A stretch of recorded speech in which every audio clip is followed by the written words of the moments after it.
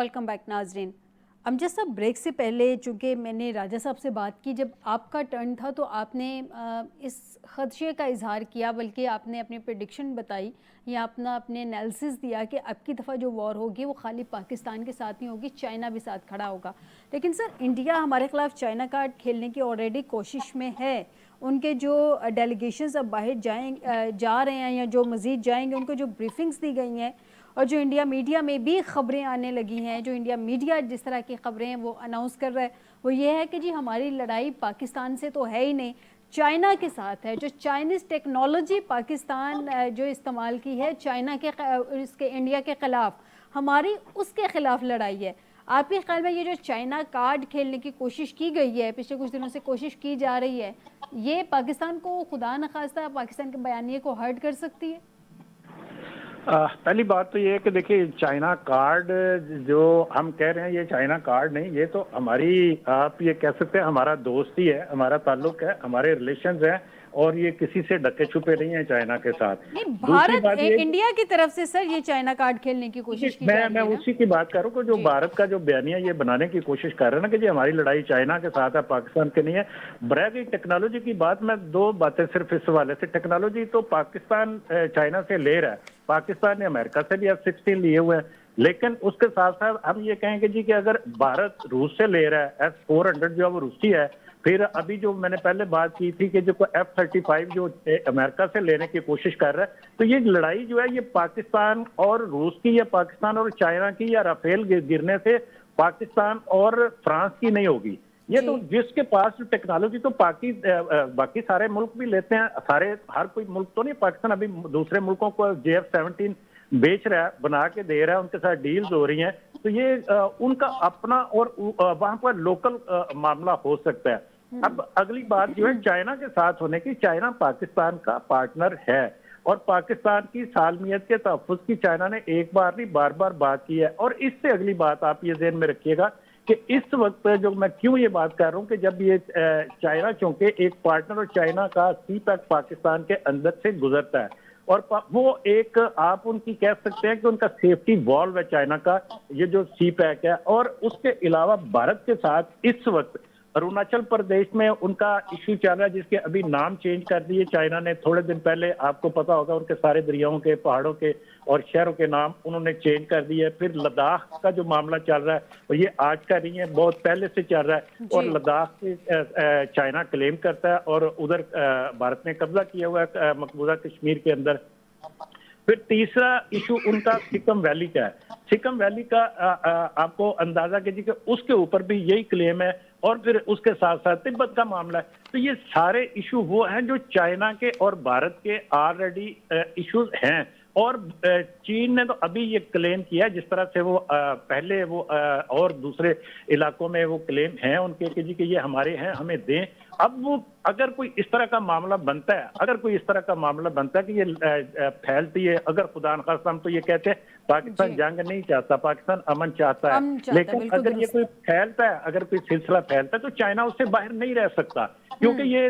ना सिर्फ, अच्छा इसकी एक और मैं आपको छोटी सी, अभी तो इस वक्त जो सूरत हाल है वो देखिए, चाइना को तो बांग्लादेश ने खुद दावत दी है कि आप आके वो चिकन नेक के पास अपना बेस बनाए, वहां पे एयर बेस बनाए। अब उसके ऊपर भारत के अंदर बहुत वावेला है कि जी कि ये यहाँ पे क्यों दावत दे दी उन्होंने, यहाँ क्यों बना रहे हैं। और अगर वो वहां पे वो बैठ जाता है आके, उनका वो छोटा सा कॉरिडोर है एक, जो पिछली जो उनकी 7 रियासतों को जाता है, तो फिर तो वो भारत, आप अंदाजा कर सकते हैं ना उसके लिए क्या पोजीशन वहां पे होगी। और वो जो स्पेशली ऊपर वाली जो 7 रियासतें हैं वहां पे, चाहे अरुणाचल प्रदेश हो, चाहे नागालैंड हो, चाहे मणिपुर हो, चाहे वो असम हो, चाहे वो बंगाल हो, तो वो वहां पे सब में अलहदगी की तहरीकें चल रही हैं इस वक्त। जी, और जिनको सिस्टर रियासतें कहा जाता है।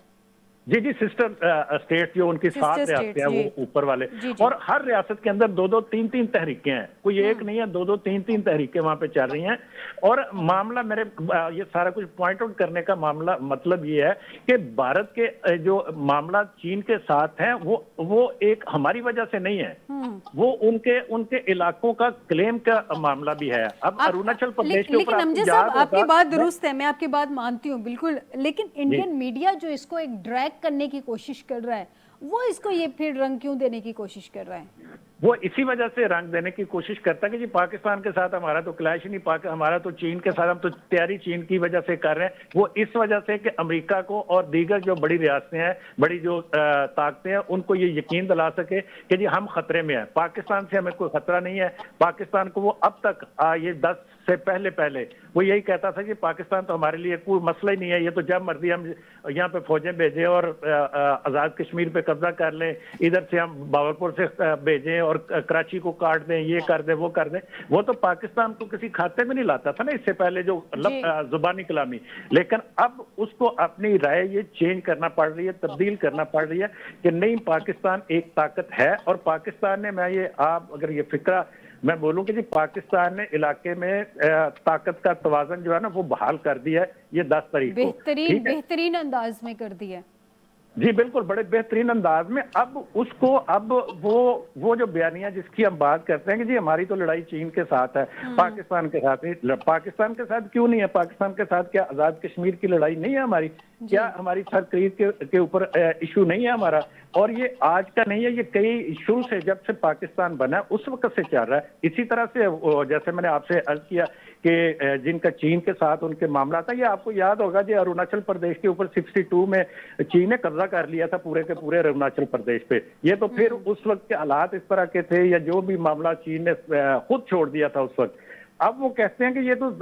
चूंकि पुराना हमारा, अब हम लेंगे। अब बांग्लादेश के साथ मैंने आपको पहले कहा कि उनके ताल्लुकात जिस तरह के हैं, और बांग्लादेश के इंडिया के साथ इस वक्त की मैं बात कर रहा हूँ, तो उसमें अगर चाइना बांग्लादेश के अंदर आ जाता है तो भारत के लिए तो बड़ी और तरह की पोजीशन, जिस तरह से आप कह रही हैं ना कि दुनिया को कहे। लेकिन मामला यह कि पाकिस्तान का केस उससे कमजोर नहीं होता, बल्कि पाकिस्तान की ताकत, पाकिस्तान की मजबूती जाहिर करता है कि पाकिस्तान के वो दोस्त जिनसे भारत खौफ खाता है, भारत जिनसे घबराता है, तो वो पाकिस्तान के साथ खड़े हैं, तो वो पाकिस्तान का साथ देंगे। तो उससे भारत को परेशान होना चाहिए अंदरूनी तौर पर। वो परेशान है इस बात से कि जी कि अगर ये पहले वहां पे एनालिस्ट ये कहते थे कि जी कि ये एक तरफा, ये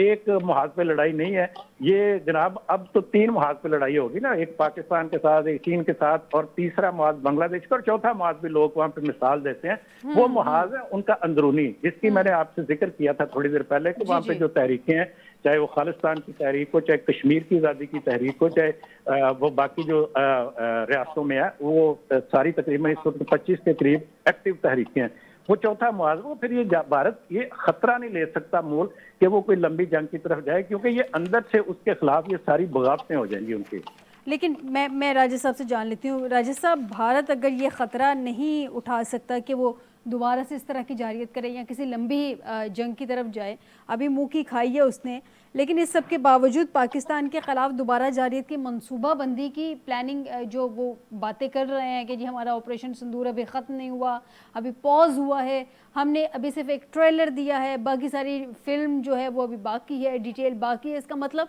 वो दोबारा से प्लान कर रहे हैं, मनसूबा बंदी कर रहे हैं दोबारा से एस्केलेशन के हवाले से। राजा साहब, बिल्कुल हमें किसी खुशफहमी का शिकार नहीं रहना चाहिए। मैं पार्शली जो है वो इत्तेफाक करते हुए अमजद इकबाल साहब से, लेकिन कुछ चीज़ों पे मैं समझता हूँ कि देखें, भारत को आप देखें कि उसका मसला कितना बड़ा है उसके मुकाबले में, कि उसने एक बुखार चढ़ाया पूरी कौम अपनी, पूरे हिंदुस्तान के अंदर, 1.5 अरब की आबादी के अंदर, और ये कहा कि हम पाकिस्तान को मलियामेट करने जा रहे हैं, हम उनको तबाह करने जा रहे हैं। लाहौर को भी फतह कर लिया, कराची को भी फतह कर लिया, इस्लामाबाद को भी फतह कर लिया, पेशावर की तरफ उनकी फौजें जा रही थी। आपको राजा साहब बड़ी हैरत होगी, शायद आपके नॉलेज में है कि नहीं, मैं ट्रांसमिशन में डिस्कस करती रही, उन्होंने लाहौर में बंदरगाह भी बना दी और उसको तबाह भी कर दिया, तबाह कर दिया और उस पर कब्जा कर लिया। तो तबाही होगी ना, बंदरगाह तबाह कर दी। जी तबाह कर दी। उसके बाद यह है कि वो तो चले, उन्होंने मीडिया, ये जो बुखार, ये जो निशानदेही आप कर रहे हैं, उन्होंने कौम को चढ़ाया, और अब उन जज्बात का, उस जितना लावा था उसका आगे से आउटपुट नहीं निकला, तो ये उनके लिए अंदरूनी तौर पर, जिस तरह अभी अमजद साहब ने कहा कि वो अंदरूनी तौर पर इतना डेंजरस है, वो उसके लिए, उसे वेंट करने के लिए मौके की तलाश में चाहे वो कोई भी तरीका इख्तियार करें, जिसका एक तो उन्होंने इजहार कर दिया, ये दहशतगर्दी का राइज है वेव की, ये बेसिकली उसी का मजहर है, एक कंपोनेंट का, और उन्होंने एलानिया कहा कि हम पाकिस्तान की मईशत को टारगेट करेंगे। अब दूसरी बात, जो एक तो उनका जो ओवरऑल स्टेबिलिटी है, यानी उनका ग्लोइंग फैक्टर क्या था, इतनी मुख्तलिफ नस्लों का, इतनी मुख्तलिफ जुबानों का, इतने मुख्तलिफ मज़ाहब का, वो एक उन्होंने जो एक सो कॉल्ड एक अपना रखा हुआ था, अपना सेकुलरिज्म का एक भरम रखा हुआ था कांग्रेस के दौर में, और कि जी ये एक सेकुलर स्टेट है, और वो समझते थे कि हमारे इत्तेहाद की जो एक वजह होगी कॉन्टिन्यूटी की, वो एक सेकुलरिज्म होगा। अब चूंकि ये हिंदुइज्म का बुखार और इंतहा पसंदी का, मजहबी का, ये मोदी ने और बीजेपी ने और फिर जो उनकी दीगर इंतहा पसंद जो उनके हैं ग्रुप्स, उन्होंने चढ़ा दिया। अब उसकी मजबूरी है ये, यानी वो चाहे या ना चाहे, यानी कहाँ तो इलेक्शन जीतने की बात हो रही थी इसी बुनियाद पे, और कहाँ वो इलेक्शन जो है वो पारा पारा हो गया है वो ख्वाब। तो अब ये बड़ी खतरनाक सूरत हाल है, और पाकिस्तानी कौम को जज्बातियत से निकल के, और उस वो जो एक डायलॉग्स का वो जंग के दौरान का सिलसिला था, उससे निकल के, और अब बड़ी हिकमत से इस खतरे का सद्देबाब करना है। वेस्ट को और अमेरिका को ये चीज समझानी है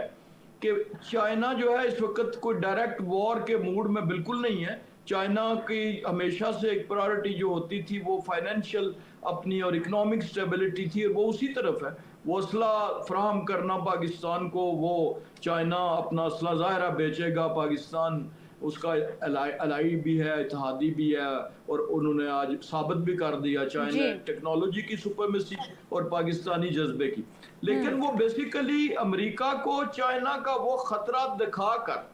कि जी चाइना मेरे जो है, और वो चाइना बुनियादी तौर पर वो अमेरिकन और वेस्ट में ये रासिख करना चाहता है ये कि जनाब चाइना जो है चूंकि दुनिया की मईशत के लिए ख़तरा है, उनकी मईशत के लिए, तो चाइना को रोकने के लिए एक हम ही दस्तयाब है। तो ये भी एक उसकी बड़ी खतरनाक चाल है, और इसका भी सद्देबाब जो है वो डिप्लोमेटिक फ्रंट राजा पे साहब, इसके पाकिस्तान को अलावा करना भारत की चाहिए। एक और बड़ी ख़तरनाक चाल है, हमने पहले हमारे DGI-SPR की जानिब से अनाउंस किया गया था, अगर दरियाए सिंध के पानी पे उसने कोई दरअंदाजी या इस तरह से जहरियत करने की कोशिश की, उसको उसका रुख मोड़ने की कोशिश की, तो ये नाकाबिले बर्दाश्त होगा। अब जो प्लान, अब जो मंसूबे की रिपोर्ट सामने आ रही है वो ये है कि भारत ने दरियाए सिंध का पानी रोकने के लिए मास्टर प्लान तैयार कर लिया है, और उसमें वो बहाव को रोकने के लिए अपने मास्टर प्लान के तहत लद्दाख में 10 नए मेगा प्रोजेक्ट्स, पावर प्रोजेक्ट्स के मंसूबों का उसने ऐलान किया है। तो ये तो फिर दरिया सिंध पे भी वो बाकायदा प्रोजेक्ट्स बनाने लग गया ना, तो ये तो मज़ीद जिसे आबी जारहियत है, हम ऑलरेडी अनाउंस कर चुके हैं कि अगर हमारा पानी बंद किया गया या पानी के साथ कोई छेड़छाड़ की गई तो एक्ट ऑफ वॉर कंसीडर होगा, तो वो कर रहा है। बिल्कुल ऐसे ही है कि इससे पहले जब DGI-SPR ने कहा था, तो उस वक्त जो भारत ने इंटेंट का इजहार किया था और जो सबके ख्यालात, सबका ध्यान जा रहा था, वो बुनियादी तौर पर चनाब की तरफ ज्यादा था कि चनाब और जेलम पे जो उसने डैम्स बनाए हुए हैं पावर के लिहाज से, नॉट अभी तक आपाशी के लिए तो इस्तेमाल नहीं हो रहे। लेकिन अब उन्होंने ये जो नया प्लान दिया है, चूंकि ये तिब्बत से ओरिजिनेट करता है सिंध, और ये लद्दाख का कुछ एरिया जो कि कश्मीर का मकबूजा का भी हिस्सा है, वहां से पास होके तो पाकिस्तान में दाखिल होता है। तो ये उससे भी ज्यादा, यानी आप कह लें कि ये बड़ी आबी जाहरियत होगी, जो कि आसान नहीं है बिल्कुल, और खुसूसन कीपिंग इन व्यू पाकिस्तान के इस इंटेंट, इस रिजॉल्व, इस अज़्म के कि पाकिस्तान हर कीमत पे उसे रोकेगा और उसे जंग तस्वुर करेगा। ये कोई आसान बात नहीं है, ना वो कर पाएंगे। लेकिन बहरहाल अगर आप उसकी संगीनी को देखें और उसकी जो मक्कार जहनीत है उसके मुताबिक देखें, तो ये भी एक बहुत बड़ा चैलेंज है, और इसको पाकिस्तानी कौम को हिकमत से, जज्बात से नहीं, हिकमत से पाकिस्तानी कौम को और पाकिस्तानी सियासतदानों को और हमारे बड़ी हिकमत से इस वक्त चलना होगा। मुझे अमजद इकबाल साहब ये बताइए, यही जो अभी मैंने पॉइंट सामने रखा है राजा साहब के, भारत ने दरिया सिंध का पानी रोकने के लिए सर मास्टर प्लान जो है वो शुरू कर दिया, अनाउंस कर दिया है, अब ये तो आबी जारियत का नेक्स्ट स्टेप नहीं हो गया? अच्छा फायदा, मैं अगर माजरत के साथ अगर ये बात ये कहूँ कि जो दरियाए सिंध का हम लोग अगर किसी ये गूगल मैप मैप के ऊपर अब उसको चेक करें तो ये दरियाए सिंध किसी भी जगह से भारत के इलाके में नहीं जाता, सिवाय एक आपने थोड़ा सा ऊपर जहाँ से उसकी ट्रिब्यूटरी है, जहाँ से वो शुरू होता है, वो लद्दाख के कुछ एरिया से वहां से निकलते हुए वहां पे एक आगाज है उसका, लेकिन उसके बाद ये गिलगित बल्तिस्तान के अंदर से होता हुआ नीचे तक आता है और फिर कुछ एक एक एक छोटा सा एरिया उसका, छोटा सा पोर्शन उसका अफगानिस्तान के अंदर से भी घूम के आता है। अगर हम उसका, मैं उसका नक्शा आपको बता रहा हूँ कि वहां से शुरू से होके थोड़ा सा एरिया अफगानिस्तान के अंदर जाके फिर वापस पाकिस्तान में आ जाता है इसका जो इलाका है, और ये नीचे तक आप कराची तक, ये किसी जगह कोई ऐसा मुमकिन नहीं है कि दरियाए सिंध के पानी की मैं स्पेशली बात कर रहा हूँ। हाँ, असल में यहाँ पे कंफ्यूजन क्या होती है, कंफ्यूजन ये होती है कि जो हमारा दरियाए जेहलम है ना, इसको जब ये मकबूजा कश्मीर के अंदर जाता है तो वहां पे इसको सिंधु नदी कहते हैं, ठीक है, तो इसको हम दरियाए सिंध समझ लेते हैं, ठीक है ना। ये दरियाए सिंध का पानी वो किसी भी जगह पे भारत, सिवाय अफगानिस्तान के अंदर जाके वहां पे डैम को एक बनाने की उन्होंने, लेकिन अमजद साहब आपने लद्दाख का जिक्र किया, यहाँ पे भी लद्दाख का ही जिक्र है, लद्दाख में नए 10 मेगा प्रोजेक्ट्स की बात की जा रही है। लद्दाख में इस तरह का इतना नहीं है जहाँ से कि दरियाए सिंध का पानी, लद्दाख से आगे पूरे ग्लेशियर है जहाँ से होते हुए आगे वो दरियाए सिंध का वो पानी वो वहाँ पे गिलगित बल्तिस्तान से होते हुए फिर नीचे उतरता है, जहाँ पे हमने भूंजी एक जगह वहाँ पे अपना रन ऑफ रिवर वाटर का बनाया हुआ है प्रोजेक्ट, लेकिन हमने वो उसको अभी इम्प्लीमेंट नहीं किया, लेकिन वो 7000 मेगावाट का, मैं थोड़ी सी उस पर स्टडी मेरी है, तो मैं इस वजह से आपसे कह रहा हूँ कि वो उसको कभी, आपकी स्टडी की मैं रिस्पेक्ट करती हूँ, लेकिन ये जो बात मैं एक्चुअली कर रही हूँ, अल्लाह करे कि ऐसा हो जैसा आप कह रहे हैं और भारत ऐसा आबिजारियत करने के बारे में मजीद ना सोचे, लेकिन ये बात पाकिस्तान के मारूफ माहिर पानी इरशाद एच अब्बासी ने, सर एक ख़त उनका सामने आया है जिसका उन्वान बहरान बन रहा है, एक इंसानी बहरान बन रहा है, ये उस उन्वान से है, और ये दरिया सिंध के पानियों का मुआहदा और भारतीय इक़दाम, तो ये ख़त अक़वाम मुत्तहिदा के सेक्रेटरी जनरल जनाब एंटोनियो गुतेरेस को भेजा गया। मैंने आपसे अर्ज किया कि ये दरियाए सिंध के पानी, ये सारे जो सिंधु नदी जिसको मैं जिक्र कर रहा हूँ, जेलम का, ये नीचे आप आ जाएं चिनाब के पानी को भी, ये सबको हम एक ही, जब सिंध के पानियों की हम बात करते हैं तो वो ये उसी के जिक्र होता है, उसको जमा करके हम बात करते हैं। लेकिन बहरहाल मैं बात कर रहा हूँ कि इस पे बहरहाल मेरा जहाँ तक वो इल्म कहता है, जो भी मैंने आपसे अर्ज किया कि मुझे ये किसी जगह पे दरियाए जो सिंध है, जिसका स्पेशली जिसको हम दरियाए सिंध कहते हैं, उसके ऊपर भारत का किसी जगह पे कोई कंट्रोल नहीं है, मुमकिन नहीं है, ठीक है। हाँ, दरियाए जो मैंने आपसे अर्ज किया, दरिया चिनाब का भी जैसे राय साहब जिक्र कर रहे थे, उसके पानियों के हवाले से कुछ वो भी बड़ी लंबा उनको एक डाइवर्ट करने के ऊपर कोशिश करनी पड़ेगी। फिर इसी तरह से ऊपर आ जाए दरियाए जेहलम का, जो दरियाए नीलम और दरियाए जो जेहलम है, ये आपको पता है मुजफ्फराबाद में आके दोनों मिलते हैं। ये दरियाए नीलम के ऊपर उन्होंने एक हमने भी बनाया हुआ है और उसके ऊपर जाके उन्होंने एक पावर हाउस बनाया, इसी तरह दरिया जेहलम के ऊपर है, वहां पे रोका जा सकता है पानी कुछ अर्से के लिए अभी, लेकिन उसको डाइवर्ट करने का बड़ा एक वो प्लान कर सकते हैं, ठीक है वो, लेकिन उसके लिए वो बात वही आती है कि हम तो उसको अभी जारियत तो कहते हैं और हम उसको कंसीडर करते हैं। बिल्कुल बिल्कुल सही कह रहे हैं। हम जैसा एक और सवाल का जवाब मुझे शॉर्टली देते हैं, वक्त की किल्लत है। बिलावल अवामी मैंडेट से पाकिस्तान के अगले नौजवान वज़ीर आज़म होंगे। अभी हमारे क्या जो मौजूदा प्राइम मिनिस्टर है उनका टेन्योर ख़त्म हो रहा है इनके ख्याल से, जरदारी साहब के, जो अगले प्राइम मिनिस्टर की भी वो बातें कर रहे हैं? देखिए, जब किसी से कोई सवाल किया जाएगा तो उसका जवाब तो देता है ना हर कोई, लेकिन जब कोई इसमें कोई गैर आईनी बात भी नहीं है, अवामी मैंडेट से तो कोई भी बन सकता है ना, अवामी मैंडेट जिसकी तो सीटें ज्यादा होंगी। आपने एक उम्मीद की तो बता दी, ये जो दूसरी उम्मीद है जरा शॉर्टली इसका भी आंसर दे दें, फिर मैं राजा साहब की तरफ जाऊं। बैरिस्टर गौहर ने कहा उम्मीद है इमरान खान ईद से पहले रिहा होंगे। हर उम्मीद, हर ओकेजन पे इस तरह की उम्मीद दिलाई जाती है, हर ईद वगैरह पे। गौहर